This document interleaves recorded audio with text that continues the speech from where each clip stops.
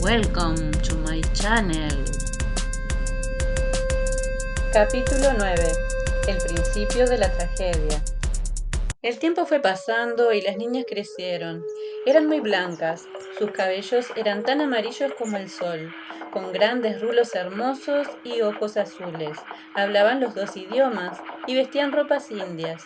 Era lo más adecuado, ya que por esos lugares no había tiendas donde comprar ropa para niñas.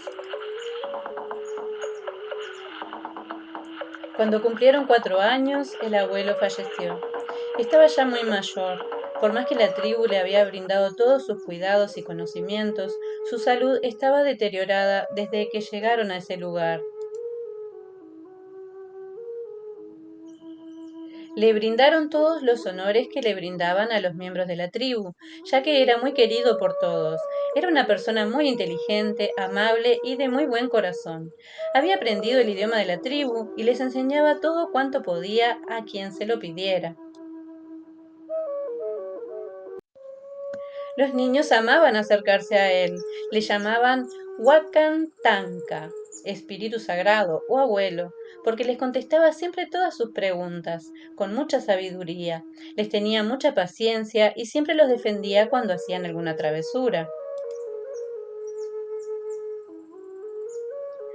Fue muy triste para todos que muriera, pero él se fue con una sonrisa, sabiendo que dejaba a su hija y a sus nietitas con personas que las amaban y que las cuidarían mucho. Se sentía muy afortunado de haber roto su carreta allí y no en el desierto o en algún lugar donde pudieran haberlos atacado o haberlos matado. Se despidió de todos y se unió a los grandes espíritus en el mundo espiritual. A los pocos meses pasó por allí un regimiento de soldados. Ya sabían que no debían traspasar los límites marcados por aquella tribu tan temida, pero les asombró mucho, al pasar por ahí, ver una cabaña, una mujer blanca y dos niñas pequeñas, blancas y rubias, corriendo por la pradera. Creyeron que habían sido raptadas por los indios. El comentario se extendió como pólvora, y unos mercenarios que lo escucharon habían oído hablar de una recompensa que se ofrecía por encontrar a una joven rubia de ojos azules que había desaparecido hacía unos años en aquellas tierras junto a su padre anciano. Así fue que planearon rescatarla y cobrar la recompensa, pues quien la ofrecía era un duque muy adinerado, tío de la joven desaparecida.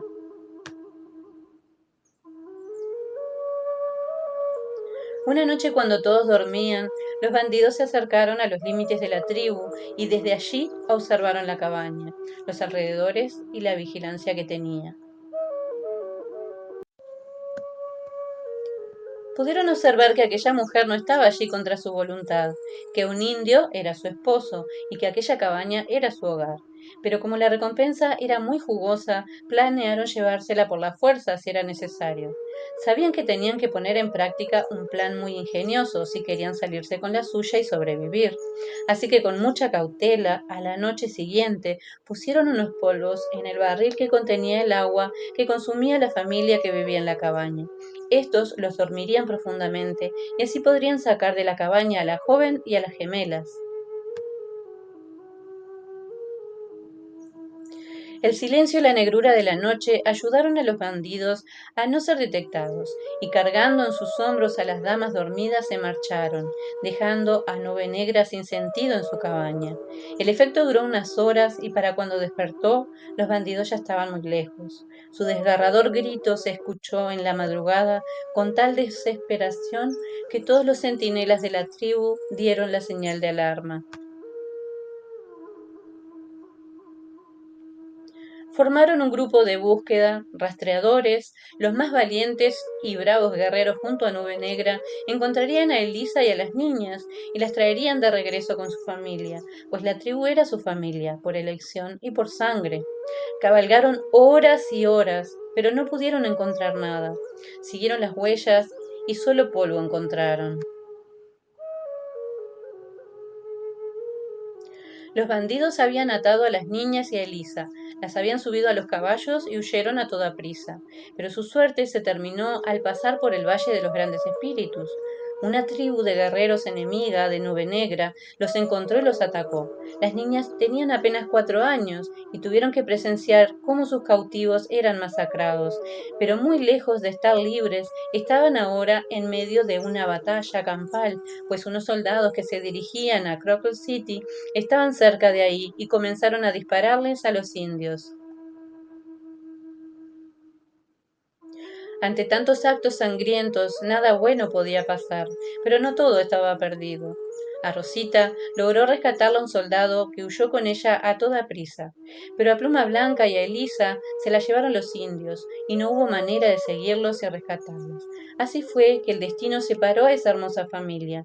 Pluma Blanca y su mamá tuvieron que vivir con estos indios que sabían quiénes eran ellas y no las dejarían libres porque eran de tribus enemigas.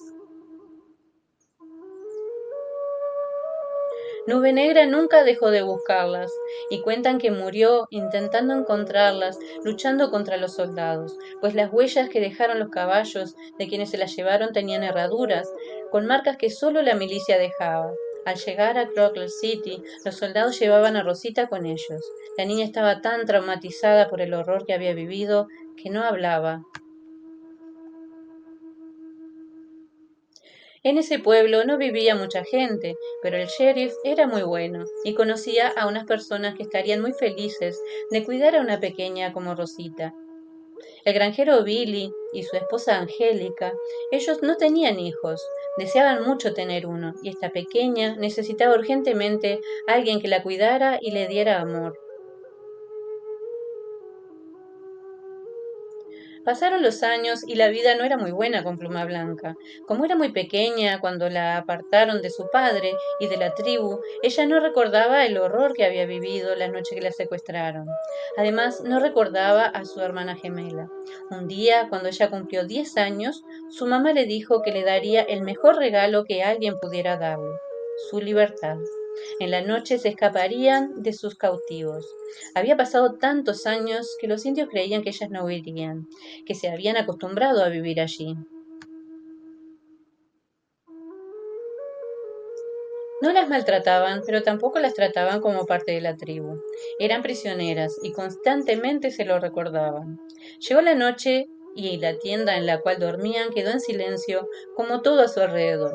Muy despacio y sin hacer ruido, Elisa levantó un trozo de la tienda que con mucha paciencia había ido cortando durante días para que nadie sospechara. Se deslizaron con mucho cuidado y arrastrándose muy lentamente en la oscuridad, lograron salir.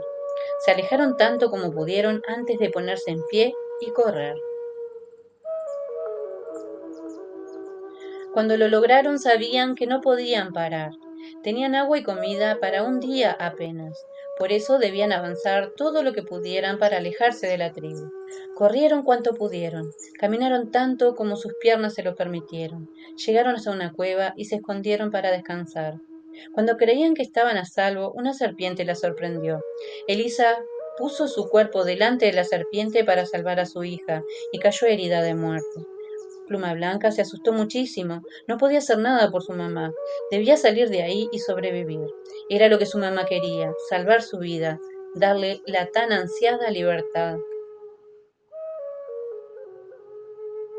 Así fue que comenzó a vagar por el desierto sin agua, comida ni vestimenta apropiada para enfrentar el sol del desierto. Cuando estaba a punto de morir, se le aparecieron los grandes espíritus y le pusieron las 5 pruebas que la llevaron a la aldea indígena a salvarles la vida. Aquí terminó la visión. La anciana por fin comprendió todo lo sucedido a las pequeñas y sabía perfectamente qué debía hacer. La otra mitad del alma de Pluma Blanca era Rosita, su gemela, y debían reunirlas para que se completara el círculo de energía, para que la niña despertara y pudiera guiarlos a ese lugar que los grandes espíritus les habían reservado. Suscríbanse y denle like, por favor. Esta historia continuará en el próximo video. Gracias por llegar hasta acá. No se pierdan el próximo capítulo.